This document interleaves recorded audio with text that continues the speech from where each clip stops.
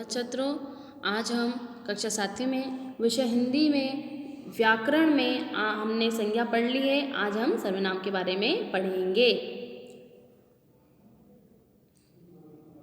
सर्वनाम पढ़ने से पहले हम देखेंगे कि सर्वनाम के अंतर्गत क्या आता है। तो दशरथ अयोध्या के राजा थे। दशरथ की 3 रानियां थी। दशरथ के 4 पुत्र थे। दशरथ ने राम लक्ष्मण को यज्ञ रक्षा के लिए विश्वामित्र के साथ भेज दिया था। उपयुक्त पंक्तियों में दशरथ शब्द का बार बार प्रयोग भाषा के प्रवाह में बाधा उत्पन्न कर रहा है। पहले हम सर्वनाम को समझ रहे हैं, तो उससे पहले हम देखते हैं कि दशरथ शब्द का प्रयोग बार बार भाषा के में क्या कर रहा है, ये बाधा उत्पन्न कर रहा है। तो इन पंक्तियों को इस प्रकार कहें तो अति उचित रहेगा।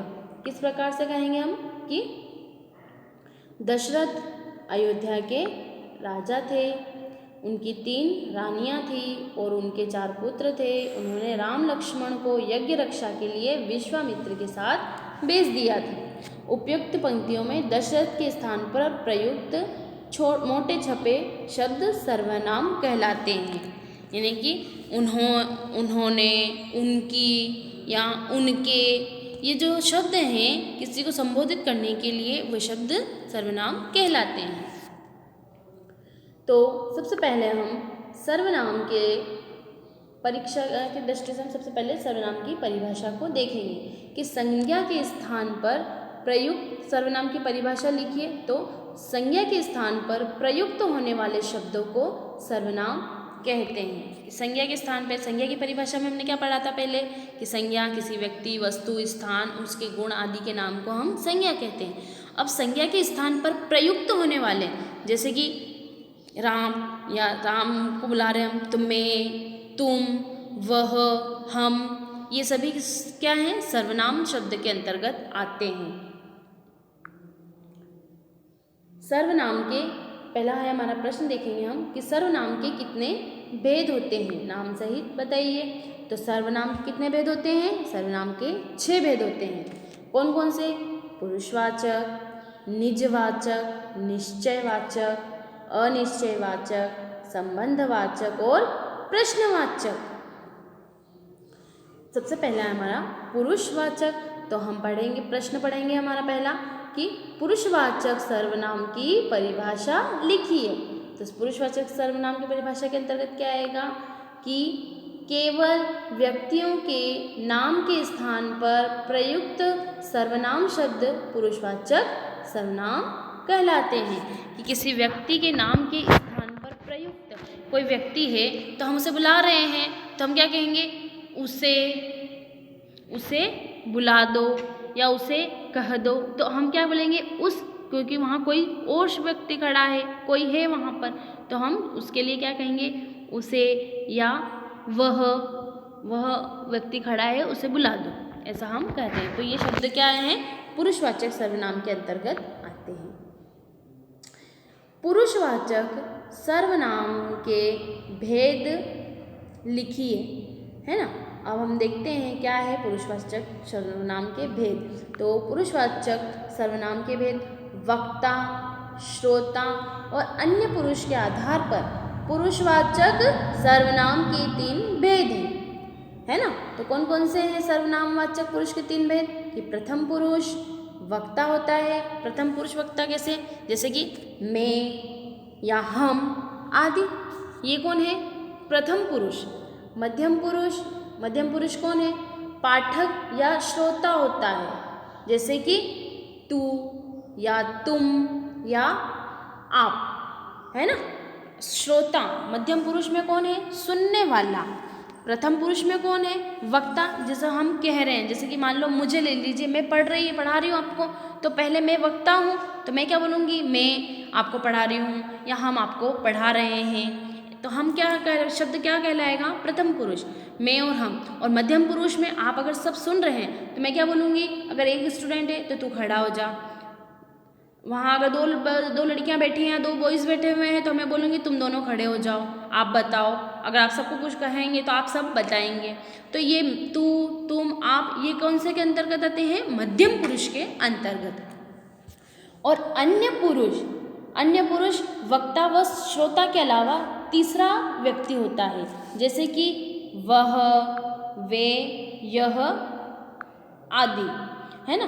कि तीसरा यानी कि हम दोनों के अलावा अगर हम किसी से दो व्यक्ति आपस में बात कर रहे हैं और कोई तीसरा दूर स्थान पर खड़ा है तो क्या कहेंगे, हम दोनों आपस में बात करते हुए क्या बोलेंगे, वो वैसा है, या वो वहाँ है, यह वह खड़ा है वहाँ पर, वे ऐसे हैं, यह तो ऐसा है, या कोई भी पुरुषवाचक संज्ञा के अंतर्गत हम इन्हें ले सकते हैं कि यह लड़का ऐसा है, वह लड़की ऐसी है, वे दोनों वहाँ खड़े हैं। तो ये शब्द क्या आते हैं, अन्य पुरुष के अंतर्गत आते हैं।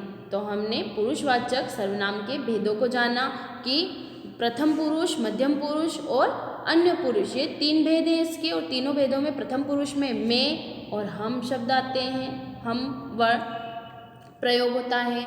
मध्यम पुरुष में तो तुम, तू, आप आदि का प्रयोग होता है, और अन्य पुरुष के लिए किसी तीसरे के लिए जैसे वह, यह आदि प्रयोग होते हैं। अगला प्रश्न है हमारा, निजवाचक सर्वनाम की परिभाषा। निजवाचक सर्वनाम की परिभाषा लिखिए।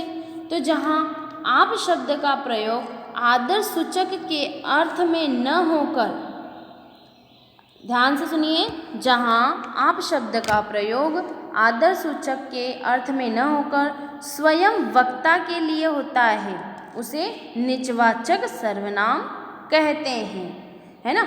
हम किसी को सम्मान के साथ या किसी का आदर करते हैं तो हम उसे क्या कहते हैं, आप। हमसे बड़े हैं तो या छोटे भी हैं तो भी हम उन्हें क्या कह के बुलाते हैं कि आप ऐसा कर लीजिए, आप वहाँ जाइए, आप हमें दे दीजिए। ये ऐसे हम किसी को आदर या सम्मान शब्द को करके बुलाते हैं। लेकिन ये आदर और जो सम्मान है इस अर्थ में न होकर आप स्वयं, आप शब्द है किसी के आदर और सम्मान के लिए न होकर स्वयं वक्ता के लिए, जो कह रहा है उसके खुद के लिए अगर है तो वो क्या कहलाएगा, निजवाचक, यानी कि उसका निजी हो गया। जैसे कि उदाहरण के तौर पर हम देखेंगे, यह कार्य मैं अपने आप कर लूँगा। क्या कहेंगे अपन कि यह कार्य मैं अपने आप कर लूँगा, यानी कि यह निजवाचक है क्योंकि वो अपने आप को ही कह रहा है कि अपने आप कर लूँगा मैं ये कार्य। कोई काम है मैं खुद कर लूँगा, हम बोलते ना कि मैं ये काम अपने आप कर लूँगा, आप रहने दो, मैं कर लूँगा, आप मत करो, है ना।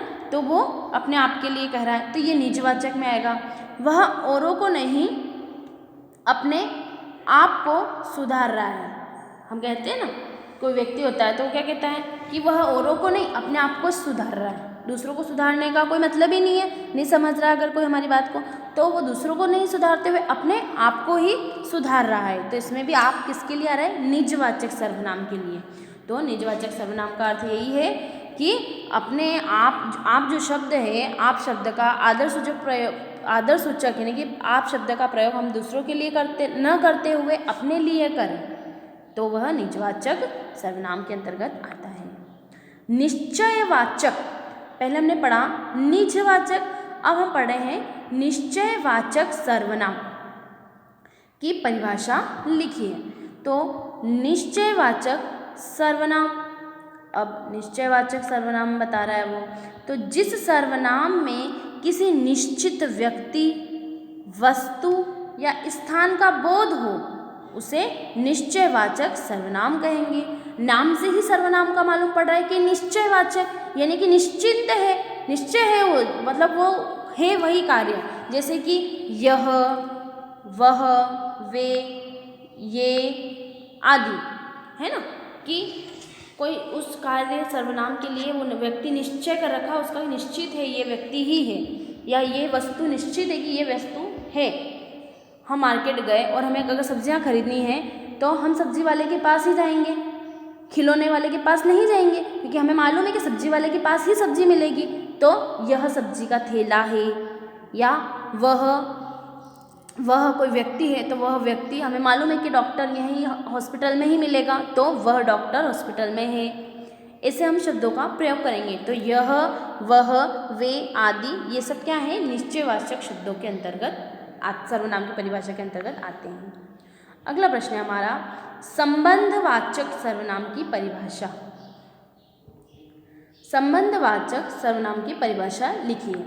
तो संबंधवाचक सर्वनाम में कि जो सर्वनाम शब्द एक सर्वनाम का संबंध दूसरे सर्वनाम से जोड़ने का कार्य करते हैं वे संबंधवाचक सर्वनाम कहलाते हैं। अब इसमें भी हमें संबंध यानी कि एक दूसरे को जोड़ना, एक दूसरे को जोड़ने से जो संबंधवाचक शब्द बनते हैं कि जो सर्वनाम शब्द एक सर्वनाम का संबंध दूसरे सर्वनाम से जोड़ने का कार्य करते हैं वे संबंधवाचक सर्वनाम कहलाते हैं। जैसे जो, सो आदि। सो से सो नहीं, ये बोलते ना जैसे का तैसा, यानी कि जो का त्यों। जो हम बोलते हैं ना किसी कार्य के लिए जो, तो बोलते हैं ना अरे सो ये नहीं हुआ तो सो ये तो होगा। किसी कार्य को हम जोड़ने के लिए कह रहे हैं तो जो और सो का हम प्रयोग करते हैं, तो वे संबंधवाचक सर्वनाम कहलाते हैं। अगला है हमारा प्रश्नवाचक सर्वनाम की परिभाषा। प्रश्नवाचक यानी कि हमारे मन में प्रश्न उठे, ये प्रश्नवाचक सर्वनाम। किसी चीज़ के लेकर हमारे मन में प्रश्न उठने लग जाए तो वो प्रश्नवाचक सर्वनाम कहलाएगा। कि जिन, इसका उत्तर देखेंगे कि जिन सर्वनाम शब्दों में किसी प्रश्न का बोध होता है उन्हें प्रश्नवाचक सर्वनाम कहते हैं। जैसे क्या, कौन, कहाँ, कैसे, कब, ये सभी इसी के अंतर्गत आते हैं, तो ये प्रश्नवाचक सर्वनाम कहलाते हैं। अनिश्चयवाचक सर्वनाम। अनिश्चयवाचक सर्वनाम की परिभाषा लिखें। जो इन सर्वनाम शब्दों में जिन सर्वनाम शब्दों में किसी निश्चित व्यक्ति या वस्तु का बोध न हो उन्हें अनिश्चयवाचक सर्वनाम कहते हैं। हमें मालूम नहीं है, कोई भी हो सकता है या कुछ भी हो सकता है, तो वो क्या है अनिश्चयवाचक, क्योंकि उसका वो निश्चय ही नहीं है ना। निश्चयवाचक में तो मालूम होता है कि नहीं ये ही है या यही व्यक्ति है या वो वहीं पर है, ऐसा हम बोल सकते हैं, वहीं पर या यहाँ, है ना। लेकिन इसमें क्या है अनिश्चय। अनिश्चय में कोई भी हो सकता है, कुछ भी हो सकता है, कहीं पर भी हो सकता है, किसी के भी साथ हो सकता है, तो ये सब क्या है अनिश्चय, क्योंकि हमें मालूम नहीं है, जिसके बारे में हमें मालूम ही ना हो। तो जिस सर्वनाम शब्दों में किसी निश्चित व्यक्ति या वस्तु का बोध ही न हो उन्हें हम अनिश्चयवाचक सर्वनाम कहते हैं। जैसे कोई, कुछ आदि। वह पुस्तक में है। वह पुस्तक में है, मैं सर्वनाम है। वह पुस्तक में है, मैं सर्वनाम है। अब कौन सा सर्वनाम है इसके अंतर्गत कि वह पुस्तक में है, तो किस सर्वनाम के अंतर्गत आ रहा है ये, तो वह पुस्तक में है, यह किसके अंतर्गत आ रहा है, ये निश्चयवाचक, निश्चयवाचक सर्वनाम। निश्चयवाचक सर्वनाम कि वह पुस्तक में है, मतलब उसे मालूम है कि वो पुस्तक के अंदर ही है। कोई पेन रखा है अगर हमने, तो वह बैग में ना रखते हुए वह पुस्तक के अंदर रखा है, तो ये निश्चय है, क्योंकि इसमें संबंध किसी का है ही नहीं किसी से, ना हमें प्रश्न किसी से पूछना है, न यह निश्चित है, तो ये निश्चयवाचक सर्वनाम के अंदर है। कोई आ रहा है, मैं सर्वनाम शब्द है।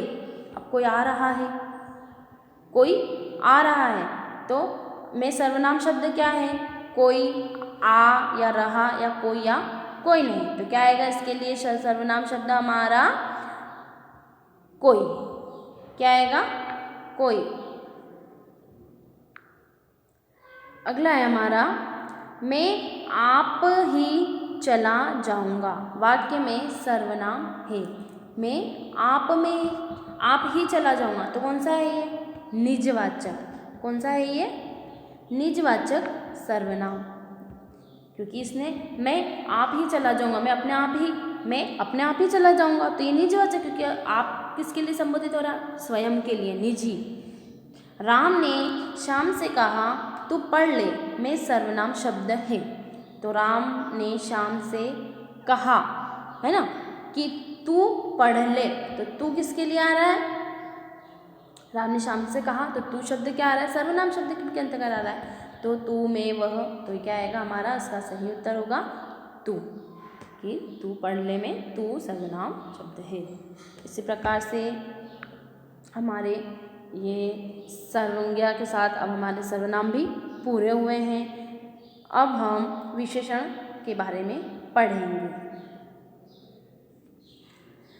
निम्नलिखित वाक्यों को पढ़िए। पहले हम इन वाक्यों को पढ़ते हैं विशेषण के अंतर्गत कि राम अच्छा लड़का है, कुछ आम खट्टे हैं, वह तीसरे मकान में रहता है, 1 लीटर दूध लाओ, थोड़ा पानी चाहिए, यह पुस्तक अच्छी है। उपयुक्त वाक्यों में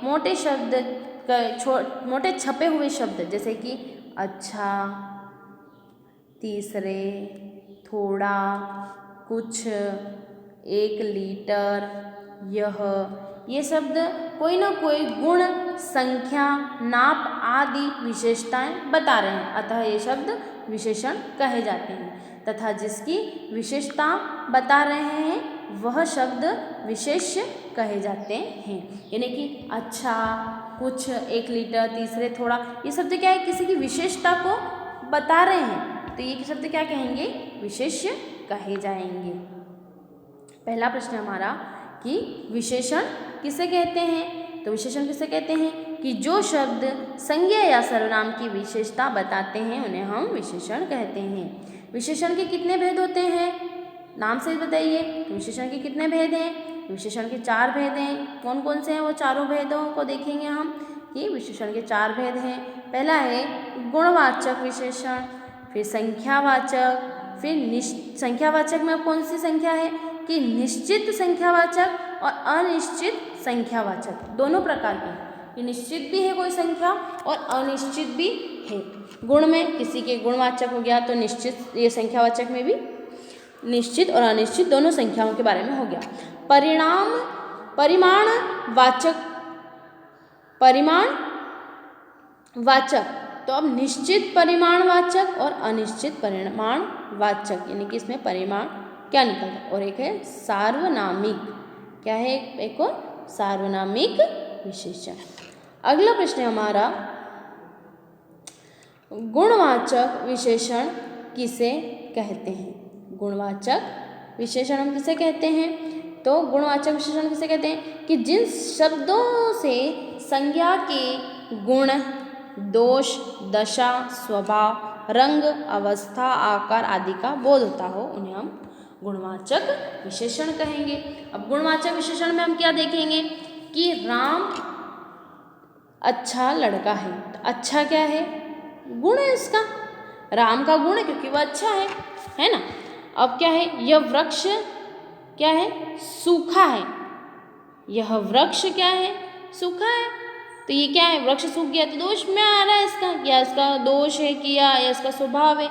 भाई स्वभाव है, स्वाभाविक है, वृक्ष सूखते भी हैं, या अवस्था अगर हो गई है उसकी तो अवस्था में आ गया वो कि यह वृक्ष सूखा है, एक अवस्था के अंतर्गत होता है ये, ऐसा भी है ना। तो ये किसी का गुण भी है, दोष भी है, उसकी दशा भी है, स्वभाव भी है, उसकी अवस्था, उसका आकार, ये सब क्या है, गुणवाचक संज्ञा के अंतर्गत आते हैं। अगला प्रश्न है हमारा परिमाणवाचक विशेषण किसे कहते हैं। परिमाणवाचक, तो परिमाणवाचक कि जिस शब्द से किसी वस्तु की नाप तोल तथा मात्रा का ज्ञान होता हो।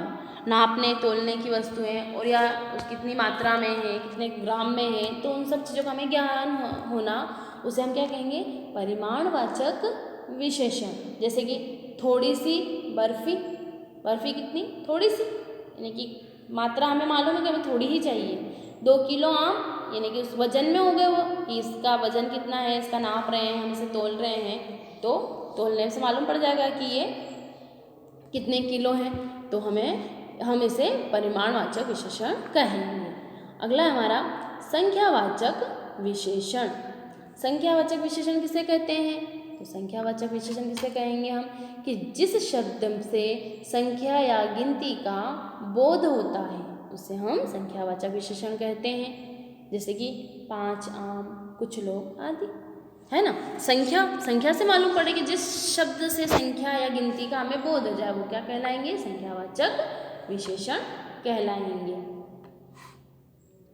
अगला प्रश्न है हमारा सार्वनामिक विशेषण किसे कहते हैं। तो सार्वनामिक यानी कि जो सर्वनाम शब्द जैसे पुरुषवाचक, निजवाचक, सर्वनाम को छोड़कर संज्ञा से पूर्व आते हैं उन्हें हम सार्वनामिक विशेषण कहते हैं। जैसे यह पुस्तक, ये घोड़े आदि। कि जो शब्द पुरुषवाचक को भी छोड़ दे, निज यानी कि अपने आप शब्द दूसरों के लिए सम्मान में ना आकर अपने आप के लिए आता है, निजवाचक वो भी छोड़ दे। तो उन सर्वनाम शब्दों को छोड़ दे और संज्ञा से पहले आते हैं उन्हें हम सार्वनामिक विशेषण कहते हैं। जैसे क्या कि यह पुस्तक, ये घोड़े, ये सब काय में आते हैं, सार्वनामिक विशेषण के अंतर्गत आते हैं। अगला प्रश्न है हमारा, राम अच्छा लड़का है। अब राम अच्छा लड़का है, वाक्य में रेखांकित शब्द है। जो वाक्य में इस पे जो हमने लाइन खींच रखी है, रेखांकित शब्द है अच्छा, तो ये क्या है? गुणवाचक है या संख्यावाचक है या परिमाणवाचक है या सार्वनामिक वचन विशेषण है? तो ये क्या है? गुणवाचक विशेषण, क्योंकि राम का गुण क्या है कि वो एक अच्छा लड़का है। तो ये क्या है इसका गुण, न कि संख्या। कोई राम को संख्या में नहीं गिन रहे हैं, परिणाम में भी, तोनाप तोल में भी नहीं हो रहा है, साल में भी नहीं, ये वो कैसा भी नहीं है। तो ये तीनों में आकर इसका गुण है कि ये अच्छा लड़का है, तो ये गुणवाचक विशेषण के अंतर्गत आएगा। अगला हमारा, निम्नलिखित शब्दों में विशेषण व विशेष्य बताइए। यानी कि इन शब्दों में से काला कोट, कुछ घोड़े, 2 मीटर कपड़ा, 2 आदमी, वह घोड़ा, ऐसा आदमी, महर्षि, बहुत लोग, इनमें से हमें विशेषण और विशेष्य शब्दों को बताना है। तो हम देखेंगे कि विशेषण और विशेष्य शब्द कौन कौन से हैं। तो काला क्या है? विशेषण, काला विशेषण, और विशेष्य क्या है? कोट। और विशेषण में 2 मीटर, वह, महा और 2 मीटर, तो विशेष्य क्या है? कपड़ा। वह घोड़ा, तो वह क्या है? विशेषण, और घोड़ा क्या है? विशेष्य। महर्षि, तो महा विशेषण है और ऋषि विशेष्य। उसी प्रकार देखेंगे कुछ घोड़े, तो कुछ घोड़े क्या है? कुछ क्या है? विशेषण, और घोड़े विशेष्य। और विशेषण क्या है? 2, और आदमी विशेष्य। ऐसा विशेषण, आदमी विशेष्य। और विशेषण क्या है? बहुत, और विशेष्य क्या है? लोग। तो इसी प्रकार से ये हमारे विशेषण और विशेष्य हुए। तो विशेषण और सर्वनाम आज हमने पढ़े हैं। तो आप सभी अपनी इन्हें कॉपियों में लिखेंगे और इन्हें कॉपी में लिखने के बाद पढ़ के और याद करेंगे सभी प्रश्नोत्तर और मुझसे चेक करवाएंगे। धन्यवाद।